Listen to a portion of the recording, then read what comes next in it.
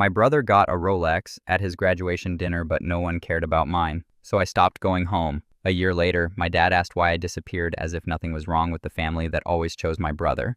My name's Anthony, I'm 29 years old, and I want to tell you about the night I finally understood something I'd been pretending not to know for most of my life. I wasn't less loved. That word love isn't really what we're talking about. I was less considered, less visible, less worth pausing for. And I figured that out watching my brother unwrap a Rolex at a graduation dinner while my dad reached for the dessert menu and casually changed the subject when it was my turn to be celebrated. I know that sounds like a small thing when I lay it out that way. A watch at dinner, a distracted father. But I think you already know it wasn't small. If it were small, I wouldn't be here and I'd have gone back home for Christmas. Let me back up because this story doesn't make sense without the context, and the context is basically my entire childhood. I grew up in a mid-sized city in Ohio, the second of two sons. My older brother's name is Garrett. Garrett is 3 years older than me, which means he was always first. First to drive, first to date, first to graduate, first to do everything that mattered in our house. In a different family, birth order is just a fact. In our family, it was treated like a permanent ranking system. Garrett came first. Garrett stayed first. And somewhere along the way, my dad decided that was just how things were going to be, and he never really revisited that decision. My dad's name is Russell Russ to his friends, dad to me, though I've been reconsidering that title for about a year now. He's 61, retired early from a manufacturing management job, golfs 3 times a week, and has one of those personalities where he genuinely believes he's being fair and reasonable at all times. That's the part that makes it complicated. He's not mean, he's not cruel, he never screamed at me or called me names or did anything that would have been easy to point at and say there.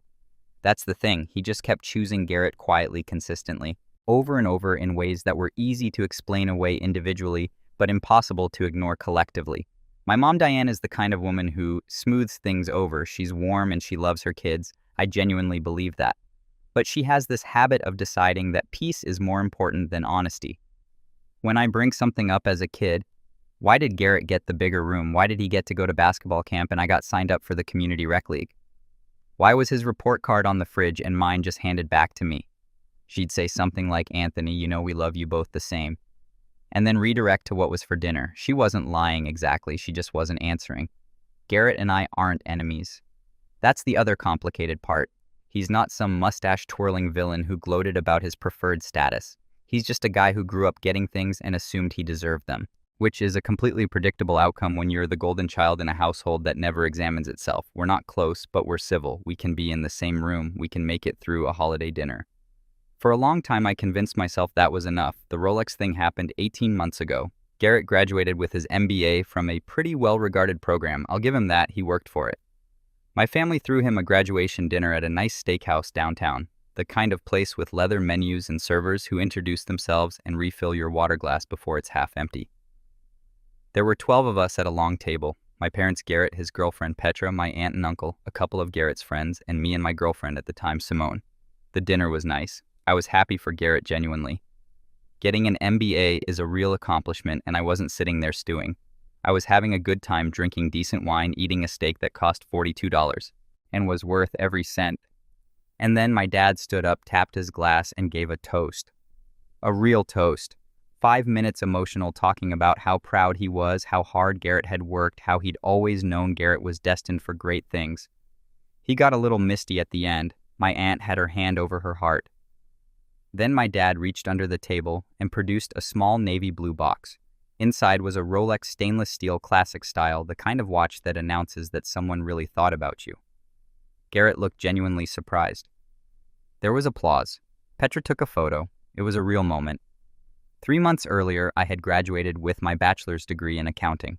4 years of night school while working full-time because I hadn't gone straight to college after high school. I'd spent 2 years working to save money, then enrolled, then had to take a leave of absence for a semester when I had a health scare that burned through my savings. So 4 years turned into 5.5. But I got there. I walked across that stage at 31 credits in my final semester, and I was proud of myself in a way that was private and real. My family came to the ceremony.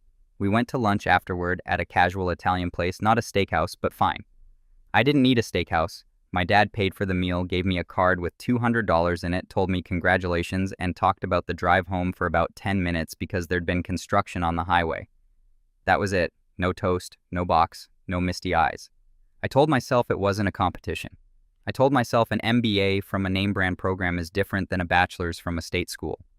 I told myself a lot of things the way you do when you've had a lifetime of practice at explaining away AA you don't want to have.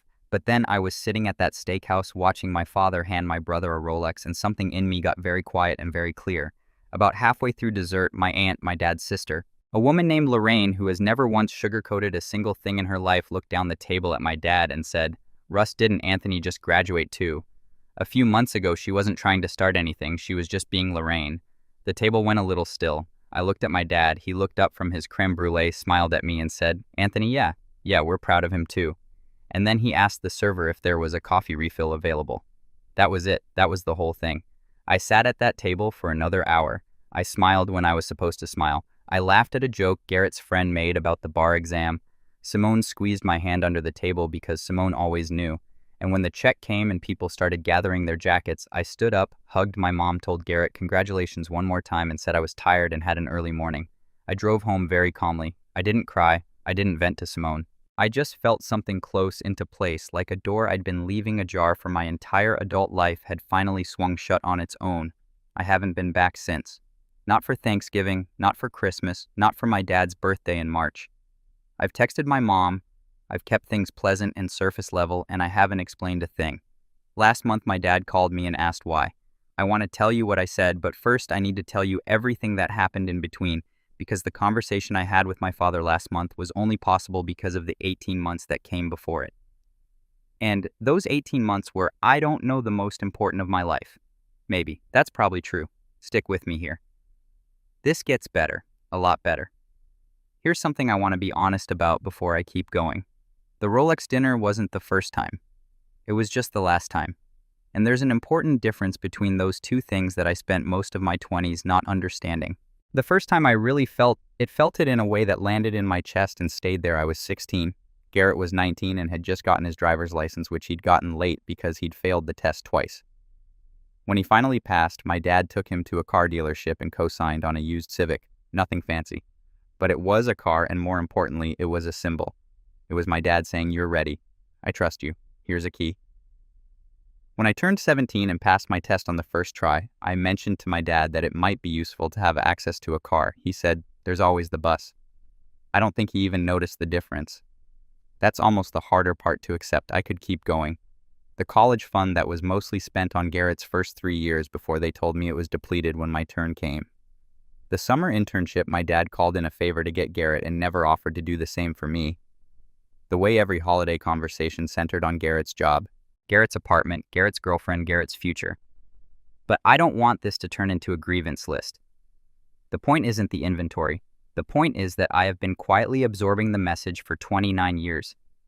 And the night of the Rolex dinner was the night I finally stopped arguing with what I'd been hearing all along. About 3 weeks after that dinner, I did something I'd been putting off for almost a year. I called a therapist. Her name was Dr. Ren Castillo, and she had an office above a coffee shop, and she was exactly as no-nonsense as I needed her to be. I didn't go in there looking for someone to validate my grievances. I went in because I'd started to notice that the coping skills I developed for managing my family had started bleeding into the rest of my life. At work with Simone, with friends. I was hyper-vigilant about taking up too much space. I apologized constantly. I undersold myself in every professional situation because somewhere in the back of my head was this voice that had decided I was the one who didn't warrant a speech or a watch. Dr. Castillo didn't diagnose my dad or label my childhood or hand me a permission slip to cut off my family. She just helped me see the pattern clearly without the fog of hoping it would turn out to mean something different. Meanwhile, things with Simone were fraying. This part is painful to write, and I want to be fair to her, so I'll say it plainly. Simone was a good person who wanted a partner who was fully present, and I wasn't. Not because I didn't care about her. I did, but because I had never learned how to ask for what I needed, and that made me a frustrating person to love. We ended things in November, about 2 months after the Rolex dinner, and it was mutual enough that neither of us had to be the villain, but painful enough that I didn't sleep well for weeks. So by December, I was single, newly, and not going home for the holidays for the first time in my life. I told my mom I was spending Christmas with a friend, which was technically true. I spent it with my friend Ozzy, who is one of the funnier and more genuinely decent human beings I've ever met, and who asked me absolutely nothing about my family and instead made a turkey that was somehow both overcooked and underprepared at the same time. It was the best Christmas I'd had in years, but here's where the story takes a turn I didn't see coming. In January, my dad called. Not a text, an actual phone call, which for my dad usually means something logistical. He wanted to know if I was coming to my parents' anniversary dinner at the end of the month. 35 years. My mom had planned a small gathering at the house. I said I didn't think I'd make it. He didn't push. He said, okay. The way someone says okay when they expect you to walk it back, and when I didn't, the call ended in about 90 seconds. 3 days later, my mom called. Her approach was warmer, more careful. She said she'd noticed I hadn't been around, that she missed me, that she hoped everything was all right. I told her everything was fine. She said, your father would really like you there. Not I would really like you there. Your father would. Even my mom's emotional appeal was filtered through the hierarchy, and I don't think she even heard herself do it. I didn't go to the anniversary dinner. My brother called me the following week. This I did not expect. Garrett and I just don't call each other. We exist in the same family. We're polite at gatherings, but we don't have a relationship outside of those gatherings. So when his name came up on my phone at 8:30 on a Tuesday night, I stared at it for a moment before I answered. Hey, he said. Hey, I said. Silence for a moment. Mom's upset, he said. I know, I said. She thinks you're going through something. I'm fine. Another pause. Then, did something happen at my graduation dinner? Someone said something weird might have happened. I want to describe to you exactly what I felt in that moment because it was specific and it was strange. It wasn't anger, it wasn't sadness. It was something closer to exhaustion. The exhaustion of realizing that even now, no one was quite asking the right question. Someone said something weird might have happened. As if the problem were an incident, as if there'd been a spilled drink or an awkward toast. And if someone could just identify the spill and clean it up, everything would be fine. Nothing happened, I said. I'm just taking some time from the family. Yeah. He didn't know what to do with that. Garrett processes the world in a pretty linear way. There's a problem, you fix the problem, you move on. He doesn't have a file for this kind of thing. There was a pause that lasted long enough to be uncomfortable, and then he said, well, let me know if you need anything. And I said I would, and that was the end of it. But that call cracked something open because it was the first time anyone had called me directly instead of through my mom. The first time anyone had acknowledged, even circuitously, that maybe I had a reason to be gone rather than just an obstacle to manage. It didn't fix anything, but it lodged itself in the back of my mind, and it would come back to matter later. What none of them knew, what I hadn't told any of them, was that something was happening in my professional life that was about to change the whole landscape. I'd been working at a mid-sized accounting firm for 4 years, doing solid but unremarkable work, telling myself I was paying my dues. 3 weeks before the anniversary dinner, I'd skipped my supervisor called me into her office. Her name was Claudette, and she was one of those managers who made you feel like she'd had you figured out before you'd figured out yourself. She slid a folder across her desk and said, I want to move you into the advisory track. I've been watching your work and I think you're leaving a lot on the table in your current role. This would mean a title change, a pay increase, and a very different set of responsibilities. I sat there for a second, then I said, can I ask why now? She looked at me steadily and said, because I've been trying to figure out why you keep sitting in the back row when you're clearly one of the best people in the room. I'd like to see what you do with a bigger seat. I drove home that night and sat in my car for a while before I went inside. Not because I was sad, for once it wasn't that. I just needed a minute to let something in that I'd been holding at arm's length for a long time. Someone saw me, someone looked directly at me and said, you are worth more than you've been given. I thought about the steakhouse, I thought about the dessert menu. Then I went inside and accepted the job in the morning. The next 12 months were the strangest of my life. And I mean that as a compliment to the 12 months. I want to tell you about them in order because they built on each other in ways that felt random while they were happening and obvious in retrospect. Isn't that always how it goes? You're living through what feels like a scattered mess of events and you can't see the shape of it until you're standing on the other side looking back. I stepped into the advisory role in February. The first month was genuinely humbling. The kind of humbling where you realize how many things you'd been doing competently when you could have been doing them excellently, and the gap between those two things is mostly just confidence. Claudette gave me a client list and said, go build relationships. The technical work is the easy part. She was right, the technical work was the easy part. The relationship part was where I had to actually confront the thing I'd been working on with Dr. Castillo, the tendency to minimize, to defer, to apologize for the space I took up before I'd even taken it. I had a client early on, a business owner named Harlan who ran 3 auto repair shops and had the energy of a man who'd been incorrectly told he was dying at age 40 and had subsequently decided to live every day as if it were his last loud one. He was 58, laughed at everything, including things that weren't funny, and within our second meeting, he looked at me over a spreadsheet and said, "You're being too careful. I can tell you see the problem. Just say the thing." I said the thing.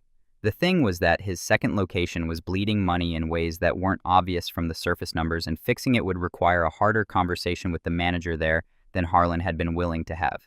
He blinked at me. Then he laughed, which I learned was his response to most input regardless of type. "How long have you known that?" he said. "About 20 minutes into our first meeting," I said. He slapped the table. "Then what were you waiting for?" "Honestly, Harlan, my whole life, sort of, but I kept that one to myself. The month after my conversation with Claudette, I started looking at apartments.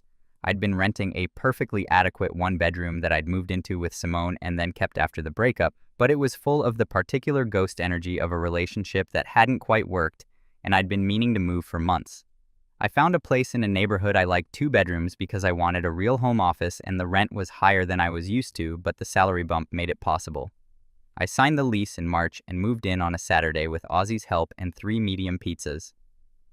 Ozzy, for the record, brought a housewarming gift that was a framed cross-stitch that read, "You live here now," in block letters, which was both deeply unhelpful as decor and one of the more touching things anyone has ever given me. I put it on the wall anyway. The apartment changed something in me in a way I hadn't anticipated. I know that sounds like an ad for a real estate company. I'm not saying a physical space fixed my psychology, but there's something about building an environment that's entirely your own choosing. Furniture, you picked a kitchen stocked with things you actually eat, walls that don't hold any memories except the ones you make in them, that reinforces the idea that your preferences matter, that what you like is worth having. I never quite let myself believe that. By May, 3 months into the new role, Claudette told me I was ahead of pace. She said this so matter-of-factly that I almost didn't register it. I asked what that meant in practical terms, and she said, "It means keep doing what you're doing and we'll have a different conversation at your review." The different conversation turned out to be about accelerating my path to senior advisor. A title that came with its own office and a compensation package that made me sit very still for a moment when she put the number in front of me. I said yes so fast it was almost embarrassing. Claudette smiled and said, "There he is." Through all of this, my family contact stayed minimal. Text with my mom, maybe once a week, nothing substantive. My dad texted me twice in the entire spring.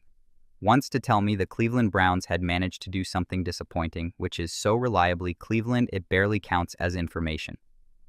And once to say my mom was making my favorite meal if I wanted to come over. I responded to both with something short and friendly and didn't go over. I wasn't being dramatic about the distance, I wasn't punishing anyone or nursing a plan, I was just not ready. I hadn't figured out what I wanted to say or whether saying it would matter or what a relationship with my family even looked like if it didn't look like the one we'd always had. Dr. Castillo kept asking me what outcome I was hoping for, and for months I didn't have an answer. Sometime around June, I started seeing someone. Her name is Tully. She's 32. She's a civil engineer, and she has the particular confidence of a person who has never once apologized for being good at things. We met at a birthday party for Ozzy's girlfriend and spent approximately 4 hours in a corner talking about things I don't usually talk about on a first meeting. Family work, what we were proud of, what we wished we'd done sooner. She didn't perform at me, she just talked. It was the most relaxing 4 hours I'd spent with a new person since I could remember. On our third date, she said, "You do this thing where you're about to say something and then you change it to something smaller. I've noticed it twice now." I said, "I'm working on it." She said, "Good." And that was it. No elaboration, no fixing, just acknowledgement, and then she moved on. She is not Simone, and I am not who I was when I was with Simone, and I think those two facts are equally important. By late summer, I had the job, the apartment, the relationship, the therapy, which sounds like a listicle for how to fix your life, and I don't want to make it sound frictionless because it wasn't. There were weeks where the distance from my family felt right, and weeks where it made me sad in a way that was hard to articulate. Not longing exactly, but a kind of grief for the family I wished I'd had rather than the one I had. Dr. Castillo told me those feelings could coexist, which was annoying to hear and accurate. What was building quietly was something I hadn't fully named yet. The sense of my own weight of being a person who takes up a proportionate amount of space and has the standing to say what he actually thinks, of not needing to shrink the thing I'd accomplished into something more acceptable before presenting it to my family. And then in September, Garrett called me again. This time his tone was different, less transactional. He said he'd been thinking about our last conversation, the one in January, where I'd said I was taking some time. He said I didn't really know what to say then. I'm not sure I know what to say now either, but I wanted to call. I let the silence sit for a moment. He said, "Is it about the dinner, the graduation thing?" And this time I said, "Yeah, Garrett, it's about the dinner." He was quiet for a while, long enough that I thought maybe the call had dropped. Then he said, "The watch thing." "Not just the watch," I said, "but yeah, that was the night I stopped pretending the watch thing was fine." He didn't argue. He didn't defend our dad. He just said, "I hear you." And I think he meant it because he knows. He has to know on some level the way people who grow up in a house always know the unspoken architecture of it, even if they never say it out loud. "I'm not gone forever," I told him.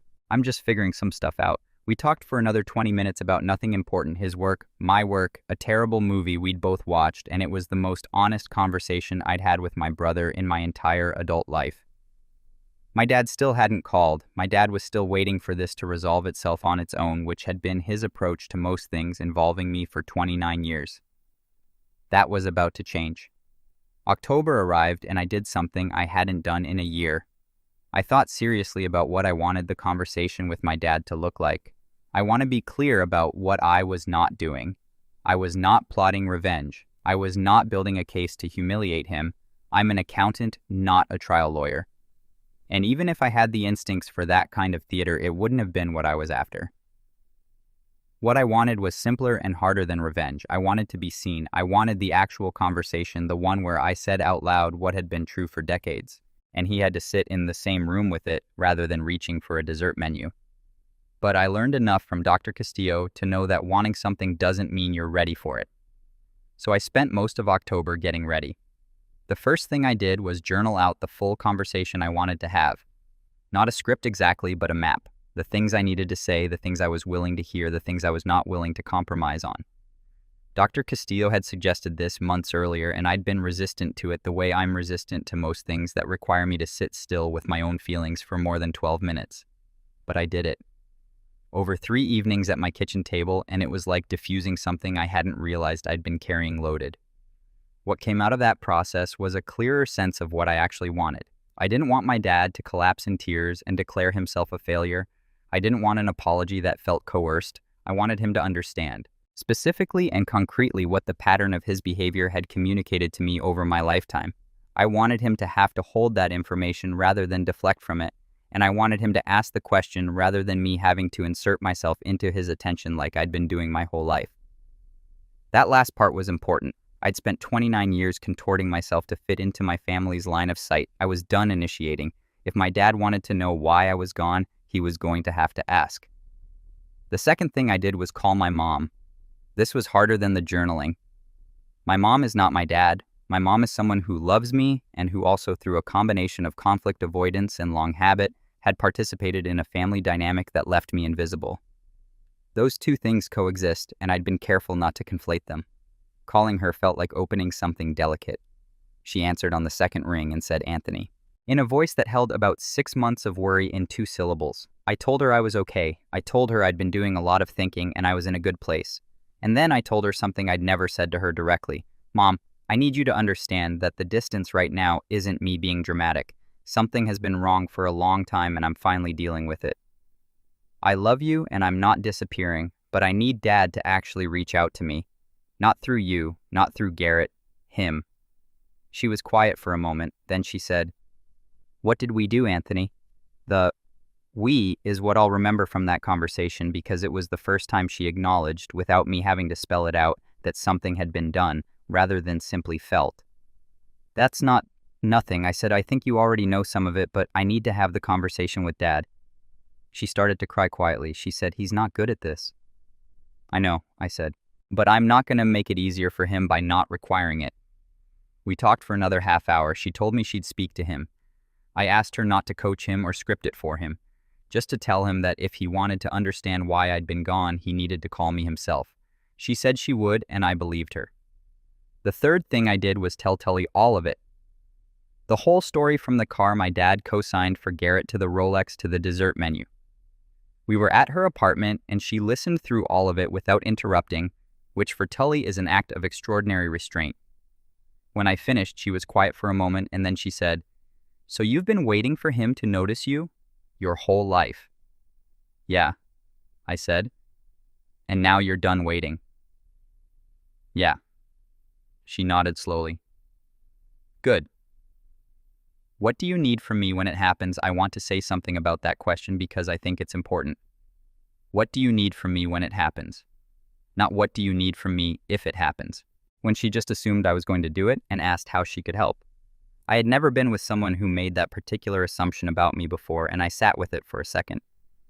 "I think I need you to know it happened," I said. "After done," she said, and reached for the remote.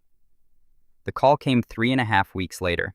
Last month, a Thursday evening in November, my dad's name on my phone.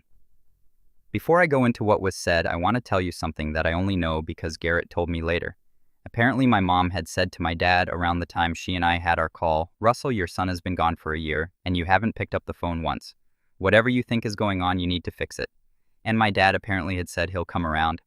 And my mom had said, "He's not going to come around. He's already somewhere. You need to go there." I love my mom. I want to be clear about that. She's not a villain. She's a woman who spent 35 years keeping the peace in a house that required a lot of peacekeeping, and she finally decided for this one thing to stop keeping it.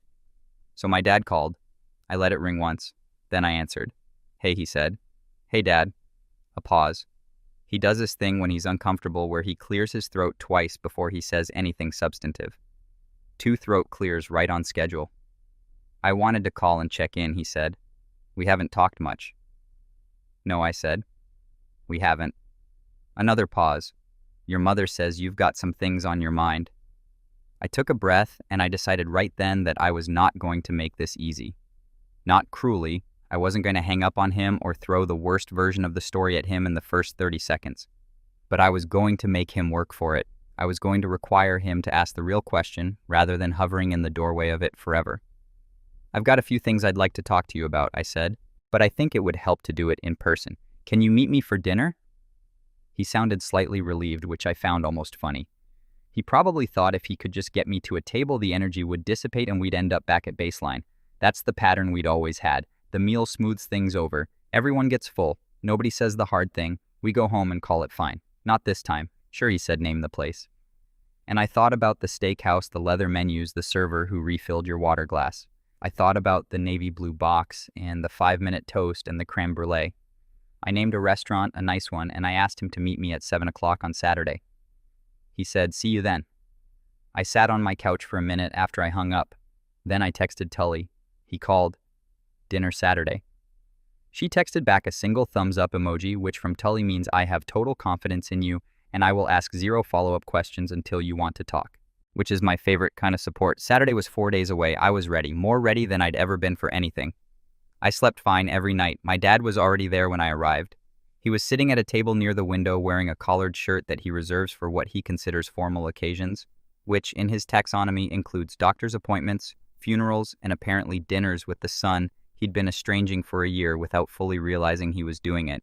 He stood up when I came in. We did the brief back-patting hug that is the Russell specialty. Close enough to count fast enough not to mean anything. We ordered drinks. He asked about work in a general way. I told him it was going well. He said that was good. The water glasses got refilled. It felt for about 4 minutes exactly like every other dinner we'd ever had. Then I put my menu down and I said, "Dad, I want to talk about something. I want to talk about why I haven't been around." His hand stilled on his glass. "Okay," he said. I had thought about how to open this for a month. I didn't want to come in with a list. I didn't want it to feel like a deposition. I wanted to give him one clear, specific image and let him sit with it. "I want to go back to Garrett's graduation dinner," I said about 18 months ago.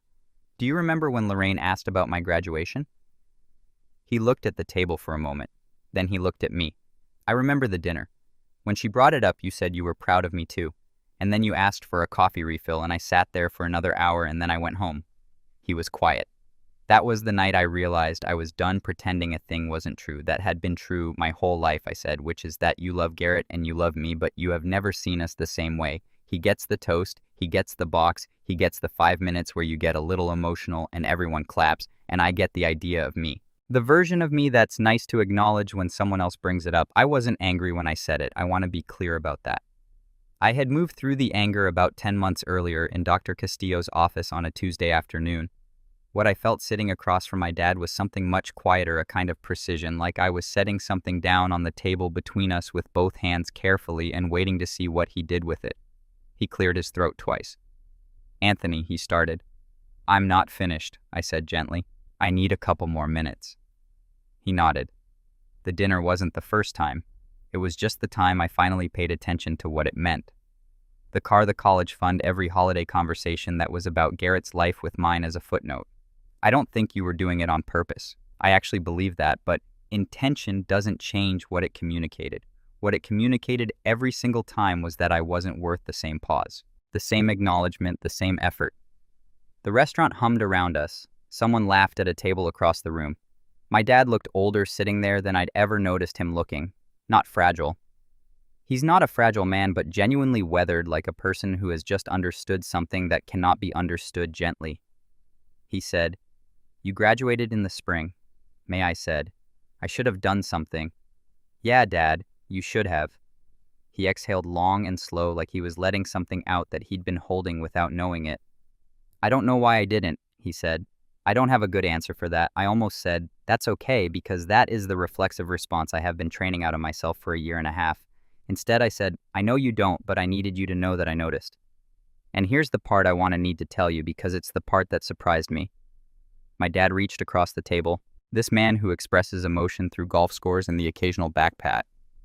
And he put his hand over mine briefly, the way you'd see a much more demonstrably affectionate father do it in a movie.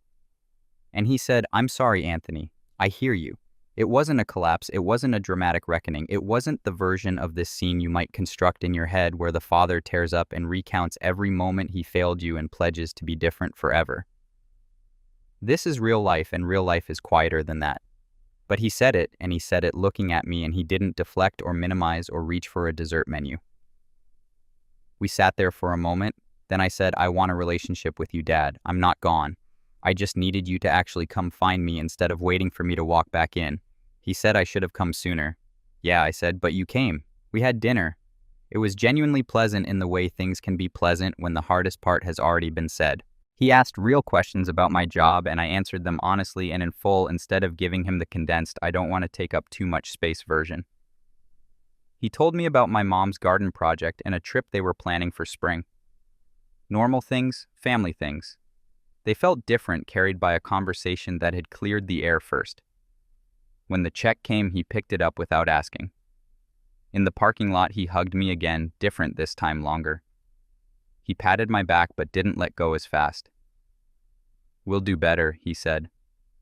"I know," I said, and I meant it. Cautiously, the way you mean it when you believe something is possible without being certain it's guaranteed. I drove home and called Tully. She answered on the first ring. He said sorry. I said he meant it, I think. "Good." She said, "Are you okay?" I sat in my car a moment, actually checking rather than just answering on autopilot. "Yeah." I said, "I think I actually am. So here's where things stand. I went home for Thanksgiving, first time in over a year. My mom's cooking, my dad's football commentary, Garrett making a dry joke about the yams that was funnier than he intended. At one point, my dad came up beside me in the kitchen when we were both reaching for the same serving spoon, and he just looked at me and nodded the way people acknowledge something without saying it again. I nodded back. We served ourselves and went to the table. It's not fixed. You don't undo 30 years of a pattern with one honest dinner. But something shifted. The pretending stopped, and pretending, I've decided, is the part that was actually costing me the most. Tully came to Thanksgiving. My mom pulled her into the kitchen to see the garden plans, and they stayed in there for 40 minutes. And when they came out, they had the particular energy of two women who have decided they like each other, which made the whole afternoon simultaneously easier and more terrifying. The promotion came through in October. Senior advisor, my own office, a number on my paycheck that my 23-year-old self would have assumed was a typo. He shook my hand and said, "Don't get comfortable," which from her means there's more to come. I didn't buy myself a Rolex. I thought about it.